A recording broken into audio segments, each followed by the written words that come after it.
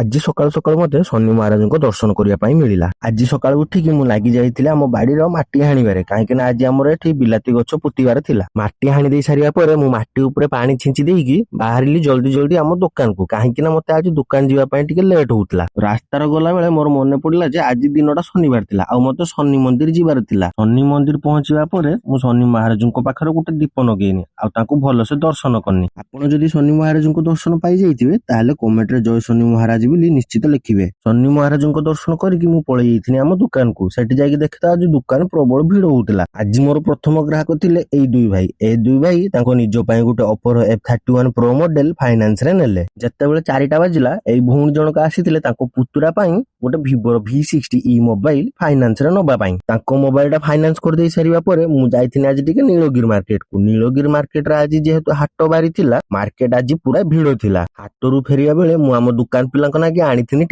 ଟିଫିନଟା ଆଜି ଆମ ଦୋକାନରେ କାମ କରୁଥିବା କୁଞ୍ଛା ଭାଇଙ୍କ ତରଫରୁ ସ୍ପନ୍ସର ହେଇଥିଲା। ଆପଣ ମାନେ ବି ଯଦି କେବେ ନୀଳଗିରି ଆସିବେ ତାହେଲେ ଏଇ ମଉସା ମାଉସୀଙ୍କ ପାଖରୁ ତେଲ ଭାଜି ନିଶ୍ଚିତ ଖାଇବେ, କାହିଁକି ନା ୟାଙ୍କ ତେଲ ଭାଜିଟା ବହୁତ ସ୍ୱାଦ ହେଇଥାଏ। ଟିଫିନ ଖାଇସାରିବା ପରେ ଯେତେବେଳେ ଘରକୁ ଯିବା ଟାଇମ ହେଲା, ଏଇ ଭାଇ ଜଣକ ଆସିଥିଲେ ଗୋଟେ ଇନଫିନିକ୍ସ ର ମୋବାଇଲ ନବା ପାଇଁ। ଭାଇଙ୍କୁ ମୋବାଇଲ ଟା ଦେଇ ସାରିବା ପରେ ମୁଁ ପଳେଇ ଆସିଥିଲି ଆମ ଘରକୁ। ଯଦି ଆପଣଙ୍କୁ ଆଜିକା ଭିଡିଓଟା ମୋର ଭଲ ଲାଗିଥିବ ତାହେଲେ କମେଣ୍ଟ ମାଧ୍ୟମରେ ନିଶ୍ଚିତ ଜଣେଇବେ। ରହିଲି, ଜୟ ଜଗନ୍ନାଥ।